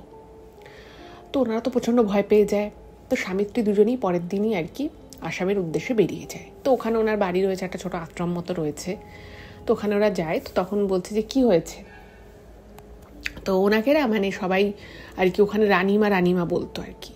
তো বলছে যে কি হয়েছে, তো তখনই রানিমা বলেন যে তোমাদেরকে একজন মানে বলছে তোমাদের আত্মীয় স্বজন সব মানে এর মধ্যেই কেউ একজন হবে, আমি হয়তো এক্স্যাক্ট তোমাকে নামটা বলতে পারবো না, বলছে যে তোমাদের উপরে এমন ক্ষতি করেছে যে যে কোনো দিন তোমার স্ত্রীর মানে শান্তনুবাবুর স্ত্রীর বলছে একটা কোনো বড়সড় দুর্ঘটনা ঘটতে পারে এবং সেটা প্রাণঘাতী পর্যন্ত হয়ে যেতে পারে। তো তখন না ওরা পুরো আকাশ থেকে পড়ছে, মানে যারা কোনো দিন কোনো আত্মীয় স্বজনের সাথে ঝগড়াঝাটি করেনি, কারোর সাথে কোনো সম্পত্তি বা এরকম কোনো বিবাদ যেটা অনেক ফ্যামিলিতে হয়ে থাকে, কোনো জিনিসপত্র নিয়ে হয়তো ভাগাভাগি নিয়ে অসন্তোষ বা সম্পত্তির বন্টন নিয়ে কোনো ঝগড়া ঝামেলা অশান্তি, এরকম কোনো দিন কোনো কিছু হয়নি। তো ওরা না প্রথমে বিশ্বাসই করে না, বলছে যে আপনি কি বলছেন রানিমা, আমাদের সাথে কারো কোনো আত্মীয় স্বজন কারোর কোনো ঝামেলা নেই, কোনো অশান্তি নেই, আমাদের কেউ এত বড় ক্ষতি কেন করতে চাইবে। কেউ আমার উপরে হিংসে করলেও সেটা আমি মেনে নিলাম যে ঠিক আছে, আমি হয়তো অনেক কিছু জীবনে অনেক কম সময়ের মধ্যে অ্যাচিভ করেছি, হয়তো অনেকে পারে না, সেই জন্য হয়তো একটা মনের মধ্যে রাগ বলুন বা কিছু একটা হয়তো তার মনে হলো। কিন্তু এইটা কি করে সম্ভব যে আমার স্ত্রীর এত বড় ক্ষতি করার জন্য আমারই কোনো আত্মীয় স্বজন এভাবে উঠে পড়ে লাগবে, এটা কি করে হওয়া সম্ভব? তো উনি তখন বলেন যে দেখো, আমি তোমাকে সমস্ত কিছু পরে বলবো, কিন্তু আপাতত আমি যেটা দেখতে পাচ্ছি আমার মনে হলো আমার তোমাদের বলা উচিত, কিন্তু তোমরা হয়তো বিশ্বাস করছো না আজকে আমার কথাটা, কিন্তু এটা তোমাকে বিশ্বাস করতে হবে, এবং আমি তোমাদেরকে তড়িঘড়ি এই জন্যই ডেকে পাঠালাম কারণ এই মুহূর্তে তোমার স্ত্রীকে একটা যজ্ঞে বসতে হবে। এবার এই জায়গায় যেটা শান্তনুবাবু লিখেছেন যে সত্যি সত্যি ওনার একটা সময় মনে হয়েছিল যে এই যে ভদ্রমহিলা রানীমা, ইনি হয়তো যা হয় আর কি, এই ধরনের কাজ করতে গেলে কিছু না হলেও কিছু টাকা তো দিতেই হয়, প্লাস ওরা এখান থেকে মানে হুড়মুড়িয়ে ওখানে গেল, সেখানে গিয়ে ওদের কিছু টাকা পয়সা খরচা হলো। তো শান্তনুবাবু স্ত্রী নাকি বলেই দেয় যে দেখো সব করার কোনো দরকার নেই, যা আছে ঠিক আছে, উনি হয়তো পয়সার জন্যই এই কথাটা বলছে, আমাদের এরকম ক্ষতি কেউ কেন করতে চাইবে, আমরা কারোর কোনো দিন কোনো ক্ষতি করিনি, আমাকে কেউ মারতে চাইবে এটা আমার ঠিক বিশ্বাস হচ্ছে। এবং সত্যি বলতে কি শান্তনুবাবু যেটা লিখেছে যে ওনার নিজেরও বিশ্বাস হয় না যে ওনার স্ত্রীর বিরুদ্ধে কোনো আত্মীয় এই কাজটা পর্যন্ত করতে পারে, মানে এরকম কিছু হওয়া সম্ভবই নয় ওনাদের মধ্যে। কিন্তু ওই যে রানীমা ছিল সে মানে বলছে যে আমি তোমাদের পায়ে পড়ছি, তোমাদের আমি হাতে পায়ে ধরছি, তোমরা এভাবে চলে যেও না এখান থেকে, তোমার যদি টাকা পয়সা কিছু না দিতে হয় তুমি না দাও, বলছে যে তুমি শুধু জিনিস কটা লাগবে সেই জিনিস কটা আমায় এনে দাও এবং তোমার স্ত্রীকে যজ্ঞে বসাও, নালে কিন্তু মানে আমার নিজের খুব খারাপ লাগবে যে আমি তোমাদেরকে ডাকলাম, তোমরা এত দূর এলে, অথচ তোমরা এই জিনিসটা না করে চলে গেলে, এবং তার জন্য কিন্তু অনেক অনেক বড় বিপদ তোমাদের সাথে হতে পারে। তো এরকম নানান কথাবার্তা বলে। তো তখন শান্তনুবাবু বাড়িতে কল করে জানায় সব কিছু, তারা বলে যে দেখ যখন অতদূর গেছিস যেটা বলছে সেটা করে নে, বললে তো কোনো অসুবিধে নেই, কিন্তু সত্যি সত্যি যদি কিছু হয়ে যায়, হয়তো হবে না, কিন্তু যদি কিছু হয় তখন মনে হবে যে তখন উনি বলেছিল শুনিনি বলে আজকে এটা হলো। তো সত্যি বলতে কি ওরা মনের ভিতরে অবিশ্বাস নিয়ে মানে বুঝেই গেছে যেটা ফালতু টাইম ওয়েস্ট হচ্ছে, তো ওরা সেটা করে, মানে বলা যেতে পারে মানে ওই ভদ্রমহিলা ওই রানীমা করতে এনাদের বাধ্য করে। বাট রিচুয়ালটা হয়ে গেল, এবার ওরা ভাবলো যে না ঠিক আছে যা হবার হয়ে গেল, এবং ওখানে ওর একটা যজ্ঞ করে, কিছু মন্ত্র বলায় ওনাকে দিয়ে, যজ্ঞের হোমে ঘি বেলপাতা এটা দিয়ে, মানে মহাদেবের নামে, আমরা জানি যে মহাদেব মানুষের অকাল মৃত্যু রোধ করতে পারে, সেই ক্ষমতা কিন্তু মহাদেবের আছে, এবং যে মহামৃত্যুঞ্জয় মন্ত্র যে রয়েছে সেটা শিব ঠাকুরের প্রতি শ্রদ্ধা ভালোবাসা রেখে যে মন্ত্র জপ করা হয় অনেক সময় অকাল মৃত্যু আর কি আটকানোর জন্য, মহামৃত্যুঞ্জয় মন্ত্র, তো সেই মহামৃত্যুঞ্জয় মন্ত্র ওনাকে ওনার সামনে পাঠ করা হয়, খুব সুন্দরভাবে আর কি পুজোটা উনি করেন। এবং করার পরে উনি বলেন যে তোমরা কিন্তু পুজো হয়ে গেল, কিন্তু খুব সাবধানে তোমরা কিছুদিন, মানে বিশেষত ওনার স্ত্রীকে বলে যে তুমি কিন্তু দিন 15 অ্যাটলিস্ট খুব সাবধানে যাতায়াত করবে, আর যতটুকু দরকার ঠিক ততটুকুই ট্রাভেল করবে, তার বেশি করবে না, এটা বলে দেয়। তো যাই হোক, মনে একরাশ অবিশ্বাস, কিছুটা অনিশ্চয়তা, সমস্ত কিছু নিয়েই ওরা আসাম থেকে ফিরে যায়। এবার ওরা যেদিন আসাম থেকে ফেরে, পরের দিন ফিরেছে আর কি, যেদিন ট্রাভেল করেছে তার পরের দিন ফিরেছে। তো ওনার স্ত্রী ভাবলো যে বাড়িতে সবজি টবজি নেই, তো যাই একটুখানি বেরিয়ে সামনেই আর কি একটা জায়গায়, তো একটুখানি কিছু কিনে আনি। তো উনি বেরিয়েছেন, কেনাকাটা করেছেন। তো তারপরে ওনার মানে যখন বাড়িতে আসবেন, তো তারপরে মনে হলো যে উনি একটা দোকানে আর কি শাড়ি পিকো করতে দিয়েছিলেন, মানে উনি ওনার হাজব্যান্ডকে দিয়ে পাঠিয়েছিলেন। তো ওখান থেকে ফোন এসছে যে ম্যাডাম আপনার এটা হয়ে গেছে শাড়িটা, আপনি এসে নিয়ে যান, কারণ এখন আমাদের অনেক চাপ চলছে, তো অনেক দিন থেকেই রয়েছে, আপনি নিয়ে চলে যান। তো ওনার স্ত্রী ভাবলো যে সত্যি তো আমি নিয়ে আসি, বেরিয়েছি যখন তাহলে আমি নিয়ে আসি। তো উনি বেশি দূরে না, ওখান থেকে আর কি একটু অটো করে যেতে হয়, তো উনি অটো করে সেখানে যান, গিয়ে শাড়িটা নেন, এবং ফেরার সময় আবার উনি ওখান থেকে অটোয় ওঠেন।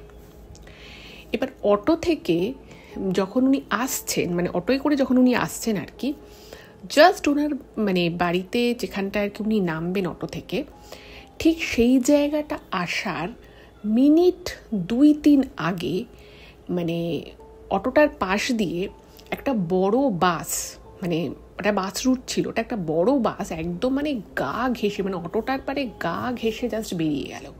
এবং অটোর মধ্যে 3 জন ছিল, এবং 3 জনের মধ্যে মানে ড্রাইভার সহ 3 জন, আর মানে প্যাসেঞ্জার হচ্ছে 2 জন।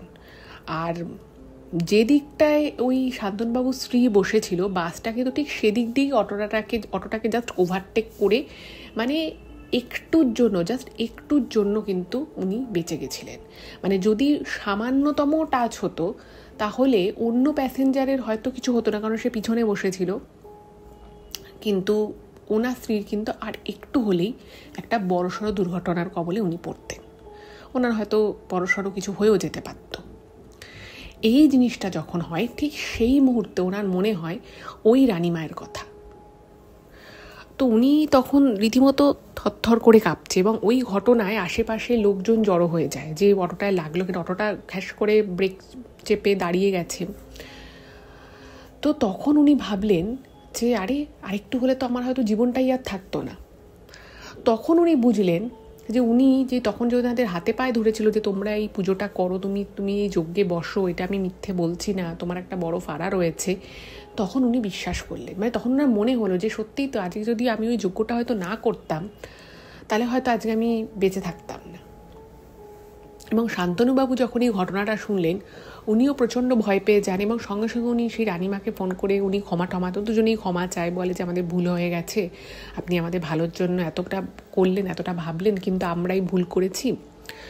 তখন উনি বললেন যে দেখো, তোমাদের যে ক্ষতি করেছে সে কিন্তু আবারও তোমাদের কোনো ক্ষতি করার চেষ্টা করবে, সেটা কিন্তু আমি এখানে দেখতে পাচ্ছি। তো তোমাদেরকে যেটা করতে হবে সেটা হচ্ছে যে তোমরা আমি মানে উনি আর কি পরের মাসে আবার আসছিলেন, তো উনি বলেন যে আমি তোমাদের জন্য 2টো তাবিজ নিয়ে যাব, সেই তাবিজটা তোমরা মানে সেটা 7 দিন দুজনে পড়ে থাকবে, তারপরে তোমরা সেটা মানে যেটা তোমাদের আলমারি যেখানে রয়েছে সেখানে তোমরা জাস্ট রেখে দেবে, আর কিছু করার দরকার নেই, জাস্ট আলমারিতে তোমরা রেখে দেবে, এবং তারপর আর কিচ্ছু করার দরকার নেই। তোমাদের সমস্ত যা বাধা বিপত্তি আছে, তোমাদের যে ক্ষতি করতে চাইছে, সব কিছু একদম ঠিকঠাক হয়ে যাবে, কেউ তোমাদের ক্ষতি করতে পারবে না। এবার উনি এলেন, এসে ওনাদের দুজনকে ওই 2টো তাবিজ দিলেন। তাবিজটা ওনারা মানে যতদিন বলেছিল ততদিন পরে ওনারা রেখে দেন।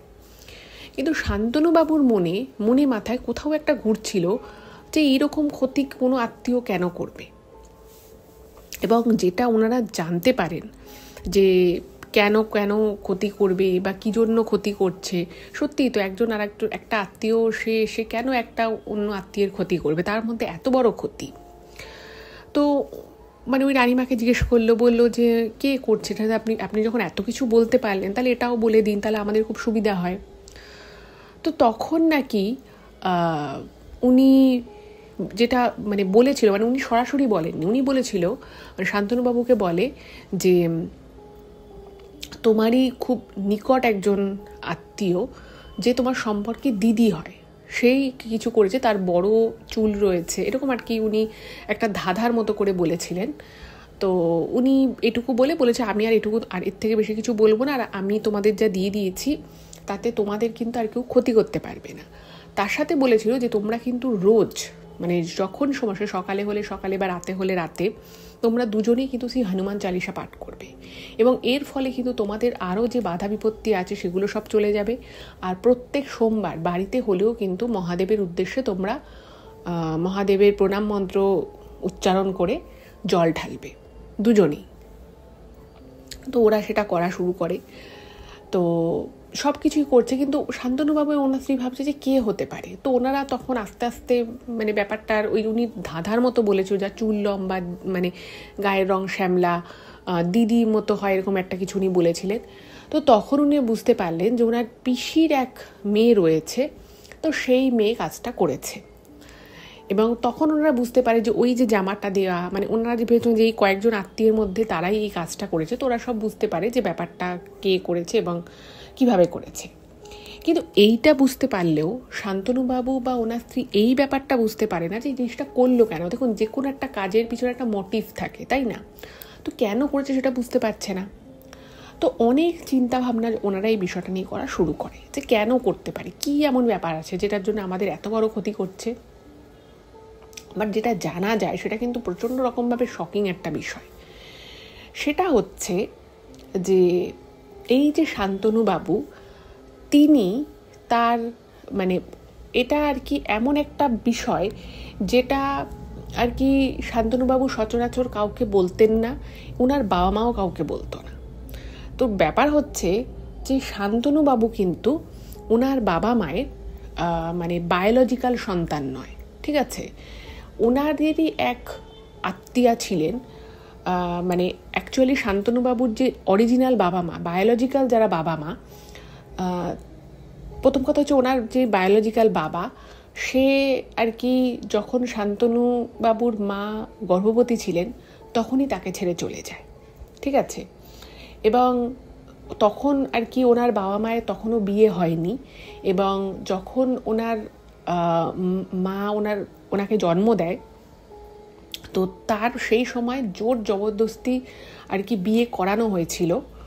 এবার যেহেতু তখন শান্তনুবাবুর বায়োলজিক্যাল মা যিনি ওনাকে জন্ম দিয়েছেন, সেই জন্মদাত্রী মা, তো তার বয়সও খুব একটা বেশি ছিল না।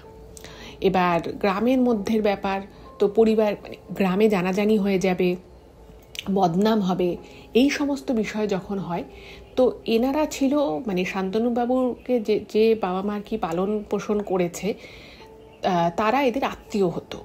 তো তারা তখন রাতারাতি বলে যে ঠিক আছে, একটা কাজ করো, তোমরা বাচ্চাটাকে আমায় দিয়ে দাও।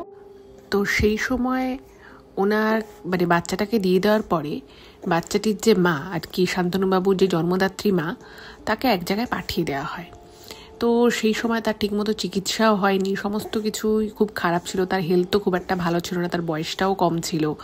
তো কিছুদিন পরে মানে ওই বছর দেড়েকের মধ্যে কিন্তু উনি মারা যান। তো যেহেতু আর তার বাড়ির লোকও খুব গরিব ছিল, তারাও আর সেভাবে যোগাযোগ করেনি বা সেভাবে বাচ্চাটাকে রাখবে বা নিয়ে নেবে সেরকম কিছু তারা বলেও নি। আর এখানে বলে রাখি, এই যে মানে শান্তনুবাবুকে যে বাবা মা লালন পালন করে বড় করেছিলেন, মানে ওনার যে জন্মদাতা যে বাবা ছিলেন, সে কিন্তু এদেরই দূরসম্পর্কের আত্মীয় ছিল। তো যাই হোক, তো তারপর থেকে এরা এই বাবা মাই কিন্তু শান্তনুবাবুকে মানে ভালোবেসে আদর করে বড় করে, লালন পালন করে, পড়াশুনো শেখায়। এবং এই জিনিসটা শান্তনুবাবু অনেক বড় বয়সে জানতে পারে, মানে এতটাই ভালোবেসে বড় করেছে যে উনি যে ওনাদের নিজেদের সন্তান নন সেটা উনি কখনো বুঝতেই পারেনি। আর বাকি অন্যান্য কেউ কিন্তু সেভাবে কখনো শান্তনুবাবুকে এই কথাটা বলেনি, উনি অনেক বড় হওয়ার পরে এই বিষয়টা জানতে পেরেছিল। এবার আপনাদের মনেও হয়তো প্রশ্ন আসছে যে তার সাথে এই ওনার পিসির মেয়ের এই কাজটা করার কি সম্পর্ক ছিল, তাই না? দেখুন, এই যে শান্তনুবাবুর যিনি মানে জন্ম দিয়েছেন, ওনাকে যে জন্ম দিয়েছেন বাবা মা, ওনার এই বাবা যিনি ছিলেন আর কি, তিনি ছিলেন ওনার পিসির যার সাথে বিয়ে, অর্থাৎ ওনার পিসি মশাইয়ের কোনো একজন আত্মীয়। মানে পুরো বিষয়টা কিন্তু এই দুঃসম্পর্কের একটা চেনা পরিচিত এই বিষয়টার মধ্যেই কিন্তু ছিল। এবার ওই যখন আর কি ওনার মা মারা গেছিলেন, তখন ওনার যে বাড়ির লোকেরা ছিল তারা তো খুব গরিব ছিল, কিন্তু তারা বলেছিল যে আজকে তোমাদের ছেলে আমাদের মেয়ের সাথে এরকম একটা ঘটনা ঘটিয়েছে, এবং আমাদের মেয়ে খুব ছোট, মানে বয়স খুব বেশি নয়, ভালোবাসার একটা ছল করে এভাবে ওকে বোকা বানিয়েছে, তো এটা না তোমরা ঠিক করোনি, এবং আমাদের মেয়েটাও চলে গেল, আমরা তোকে ভালো মতো চিকিৎসা করাতে পারিনি, মনের দিক থেকেও খুব খারাপ ছিল, মানে খুব লজ্জা পেত, যা হয় আর কি। মানে এটা অনেক দিন আগেকার ঘটনা, তখনকার দিনে এরকম একটা ঘটনা মানে একেবারে গর্হিত অপরাধ। আর এই জিনিসগুলোকে সমাজেতেও খুবই খারাপভাবেই দেখা হতো, আর পুরো দোষটা গিয়ে পড়তো মেয়েদেরই উপরে। তো বুঝতেই পারছেন সিচুয়েশন কীরকম ছিল। তো পুরো জিনিসটার দায়টাই কিন্তু মানে মেয়েটি এবং মেয়েটির বাবা মায়ের উপরে এসে পড়ে। তো সেই অপমানে লজ্জায় ও খাওয়া দাওয়া মেয়েটি ছেড়ে দিয়েছিল। তো সব কিছু মিলিয়েই কিন্তু সে বছর দেড়েকটাকে এই ঘটনার পরে বাঁচে এবং তারপরে সে মারা যায়। তো তখন সেই মেয়ের বাবা মা আর কি বলে যে আমরা তো খুব গরিব, আমরা তো কিছু করতে পারলাম না, যদি আমাদের সেই ক্ষমতা থাকতো আমরা থানা পুলিশ করতাম এবং তোমাদের বাড়ির ছেলে যেই কাণ্ডটা করেছে কে কিন্তু আমরা উচিত শিক্ষা দিতাম। এবং এই সব বলে, এবং তারপরে যা হয় আর কি, মানুষের হায় লাগে, সাপান্তর হয়, এবং সেটা নিয়েও একটা ঝামেলা অশান্তি হয়েছিল। এবার ওই যে পিসে মশাই ছিল, সেই পিসে মশাইয়ের আর কি খুব কাছের মানুষ ছিল সেই ওনার বাবা আর কি। তো এই ঘটনার পরে ওনার যে শান্তনুবাবু যে জন্মদাতা যে বাবা, সে আবার বিয়ে করে, কিন্তু সে আবার ভয় পায় যে এই সব নিয়ে যদি আবার পরে কখনো অশান্তি হয়, যেহেতু ছেলেটা এদের আত্মীয়ের মধ্যেই একজনের কাছে আছে, তো উনি তখন অন্য জায়গায় বউ নিয়ে চলে যায়। কিন্তু যেটা উনি জানতে পারে যে এই দেখুন খারাপ কাজের ফল তো ভালো হয় না, হতে পারে না, তো কর্মফল প্রতিটি মানুষকেই ভোগ করতে হয়, তো ওনাকেও ভোগ করতে হয়েছিল। তো যেটা দাঁড়ায় সেটা হচ্ছে যে ওনার যে জন্মদাতা যে বাবা, সে দূরে বিয়ে করে পালিয়ে গেছিল ঠিকই, কিন্তু সে খুব বেশি দিন সুখে শান্তিতে সংসার করতে পারেনি। সেও কয়েক বছরের মধ্যে তারও আর কি খুব শরীর খারাপ হয়ে যায়, বহু চিকিৎসা করায়, কোনোভাবে ঠিক হয় না, এবং আলটিমেটলি সেও মারা যায়। এবার সেই বাড়ির রাগ কিন্তু সেই পরিবারের রাগ কিন্তু তখন এই সমস্তটা এসে এই ছেলেটার উপরে পড়ে, শান্তনুবাবুর উপরে পড়ে। কিন্তু যেহেতু শান্তনুবাবুকে ওনার এই বাবা মা অনেক ভালোবেসে বড় করেছিলেন এবং ওনাকে কোনো রকমের কোনো নেগেটিভ জিনিসের মধ্যে পড়তে দেননি, কোনো আত্মীয় স্বজনের সাথে মিশতে বারণ করেনি, সবার সাথে খুব স্বাভাবিকভাবে উনি ছোট থেকে মিশেছে, এই ব্যাপারটা উনি অনেক পরে জেনেছেন। ফলে কেউ ওনার ক্ষতি চেয়েও না করতে পারতো না। আর যেহেতু উনি এই বিষয়টা জানতোও না, ফলে উনি সবার সাথে খুব সরল মনে মিশতো। হয়তো তারাও সেই পক্ষ থেকে হয়তো একটু খারাপ ব্যবহার পেয়েছিলেন উনি, বাট সেটা উনি বুঝতে পারেনি। বাট একটা জিনিস উনি বুঝতে পারতেন যে ওনার পিসে মশাই ওনাকে খুব একটা পছন্দ করে না, আর সেই কারণের জন্য পিসিও আস্তে আস্তে কিন্তু চেঞ্জ হতে থাকে। যাই হোক, সেগুলো নিয়ে উনি কখনোই বিশেষ একটা চিন্তিত ছিলেন না। তো যেটা ফলস্বরূপ যেটা হয় যে ওদের ওখানে এইসব নিয়ে ওই পিসে মশাইয়ের বাড়ির দিকে এই তাদের ছেলে চলে যায় অকালে, তো সেসব নিয়ে একটা ঝামেলা অশান্তি হয়। তারা তখন তাদের পুরো রাগটা গিয়ে পড়ে শান্তনুবাবুর উপরে, যে এই ছেলেটার জন্যই সমস্ত কিছু হয়েছে। এবং ইভেন এটাও হয় যে ওই বাড়ির লোকেরা শান্তনুবাবুর যিনি আর কি আসল বাবা, বায়োলজিক্যাল যে বাবা, তার বাড়ির লোকেরা কিন্তু শান্তনুবাবুকে অস্বীকারও করে, বলে যে না, এ হয়তো আমাদের বাড়ির ছেলেই নয়। এবার তখনকার দিনে তো এত অ্যাডভান্স টেস্ট বা ডিএনএ টেস্ট এসব তো আর অতটা অ্যাভেলেবেল ছিল না, ফলে সে সমস্ত কিছু আর করাও যায়নি। যাই হোক, তো সেই জায়গা থেকেই শান্তনুবাবুর পিসে মশাইয়ের কিন্তু একটা ওনার উপরে প্রবল রাগ ছিল, এবং ওরা মনে প্রাণে চাইতো যে শান্তনুবাবু যেন জীবনে কখনো ভালো কিছু না করতে পারে, যাতে তাই উন্নতি করতে না পারে। তো সেই জন্যই কিন্তু সে তার নিজের মেয়েকে দিয়ে এই খারাপ জিনিসটা পুরো ক্রিয়াদিটা কিন্তু ওনার পিসেমশাই করেছিলেন, কিন্তু পিসেমশাই নিজে হাতে সেই জিনিসটা দেয়নি, ওনার মেয়ের হাত দিয়ে এটা পাঠিয়েছিল। সেই জন্যই কিন্তু এখানে ওনার ক্ষতি করার জন্য এত কিছু ঘটনা ঘটে। তো এটা শুনে তো ওনার খুব খারাপ লাগে। উনি এই বিষয়টা কিন্তু উনি অনেক এই ঘটনাটা ঘটে যাওয়ার অনেক পরে কিন্তু উনি জানতে পেরেছিলেন, এবং সেটাও জানতে পেরেছিলেন ওনারই পিসির কাছ থেকে। পিসি একদিন কান্নাকাটি করে ওদের মধ্যে একটা আর কি পারিবারিক অশান্তি হয়, তখন উনি কান্নাকাটি করে নাকি কিছুটা বলেছিলেন। যাই হোক, তো এরপর থেকে উনি আর ওনাদের সাথে কোনো সম্পর্ক রাখেনি, আর ওনার কিন্তু কোনো দিনও কোনো আর ক্ষতি হয়নি, উনি ভালো আছেন। বাট এখন ওনার এটা ভাবলে খুব খারাপ লাগে যে ওনার উপরে কারোর এতটা রাগ থাকতে পারে, বা ওনার স্ত্রীর উপরে এতটা রাগ থাকতে পারে, যার জন্যে এরা এতটা নিচে নামতেও যে আত্মীয় স্বজনরা পিছপা হয় না, এটা ভেবে ওনার খুব খারাপ লাগা। সত্যি এটা খারাপ লাগার মতোই। কেউ যদি হঠাৎ করে এটা শোনে যে তারই কোনো আত্মীয় তার ক্ষতি করার চেষ্টা করছে, বা তার প্রিয় মানুষের ক্ষতি করার চেষ্টা করছে, এটা কিন্তু সত্যিই মেনে নেওয়া যায় না।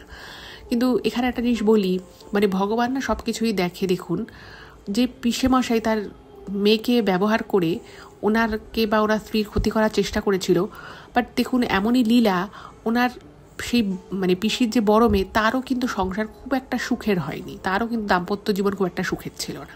যা হয় আর কি, অন্যের ক্ষতি করলে নিজের তো ভালো হয় না। তো এটাই ছিল ঘটনা। কেমন লাগলো অবশ্যই জানাবেন, আর শান্তনুবাবুকে অনেক ধন্যবাদ, উনি খুব ভালো থাকুন, এটাই জানাই।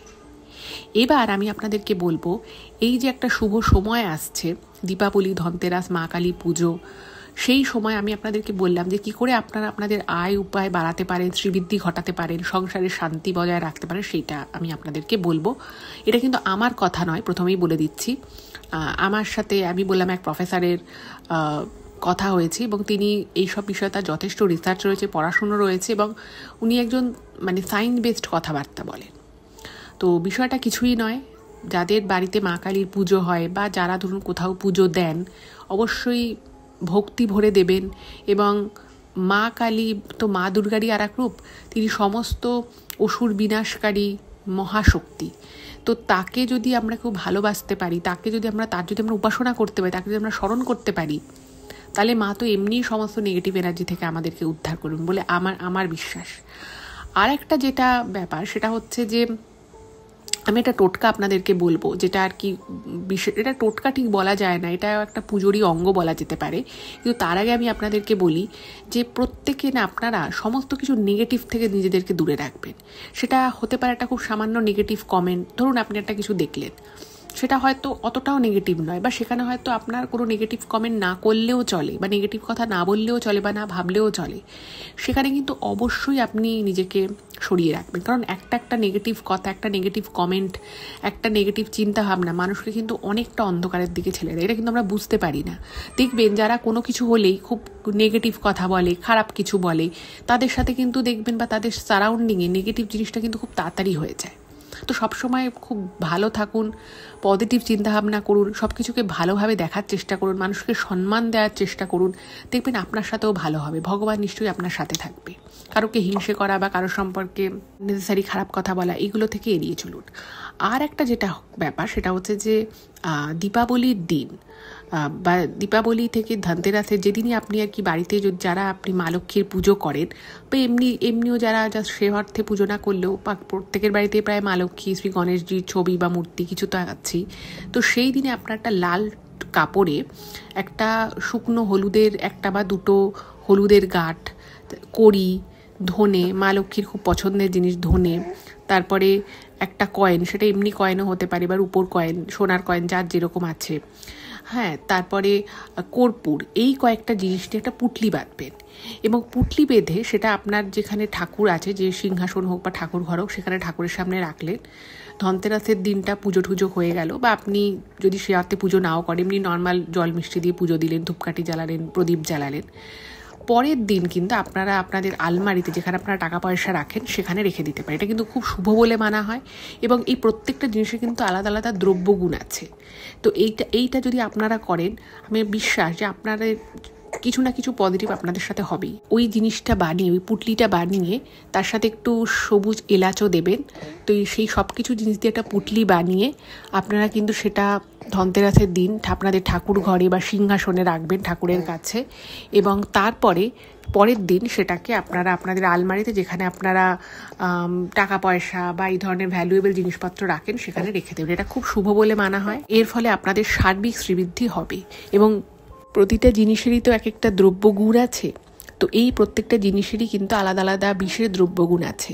এবং এটা বিশ্বাস করা হয় এবং এটা প্রমাণিত কিছু কিছু ক্ষেত্রে যে এইগুলো যদি মানুষ করে, মানুষের কিন্তু একটা সার্বিক শ্রীবৃদ্ধি হয়ে থাকে। তো এটা আমি বলবো আপনারা প্রত্যেকেই করতে পারেন। প্রত্যেকটা জিনিসই খুবই অ্যাভেলেবেল, প্রত্যেকের বাড়িতেই কম বেশি থেকে থাকে। আপনারা করুন, আমার মনে হয় আপনাদের প্রত্যেকেরই খুব ভালো হবে। তো এটুকুই বলার ছিল। কেমন লাগলো অবশ্যই জানাবেন। আর প্রত্যেকের মা কালীর পুজো, দীপাবলি, ধনতেরাস খুব ভালো কাটুক এই কামনা করি। আজ এ পর্যন্তই, দেখা হবে আবার পরবর্তী এপিসোডে। নমস্কার।